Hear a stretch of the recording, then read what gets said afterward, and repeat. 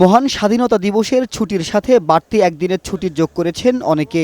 সব মিলিয়ে ১১ দিনের লম্বা ছুটিতে তাই একদিন আগেই প্রিয়জনদের কাছে যাত্রা করছেন। তাই বুধবার সকাল থেকেই কমলাপুর রেল স্টেশনে যাত্রীদের উপচে পড়া ভিড় দেখা যায়।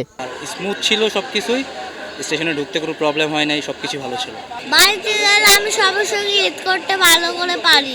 এবার দেখছি অন্যবারের থেকে ভালো, সময় মতো ট্রেন পেয়েছি আমরা। পরিবেশটা একটু শান্ত, আইনশৃঙ্খলা বাহিনী খুবই তৎপর এই বিষয়ে। অন্য বছরের তুলনায় আমার মনে হয় যে এবার এই যাত্রাটা আরো ভালো হবে, যেহেতু ছুটি লঙ্কায়। এদিন কমলাপুর রেল স্টেশন পরিদর্শন ও বাড়ি ফেরা যাত্রীদের সাথে কুশল বিনিময় করেন রেল উপদেষ্টা মোহাম্মদ ফাউজুল কবির খান। পরে গণমাধ্যমকে তিনি বলেন, দুর্নীতি ও অপচয় রোধে কাজ চলছে।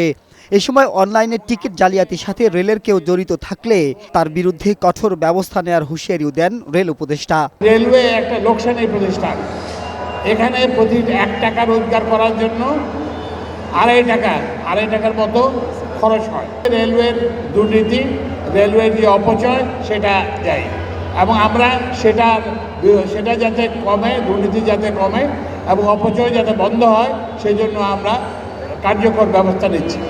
বৃহস্পতিবার থেকে ঈদযাত্রায় সারা দেশে যুক্ত হচ্ছে ৫টি স্পেশাল ট্রেন। সব মিলিয়ে রাজধানী থেকে ৭০টি ট্রেনে চেপে যান্ত্রিক এই জীবনকে কিছুদিনের জন্য পেছনে ফেলে নারীর টানে বাড়ি যাবেন নগরবাসী।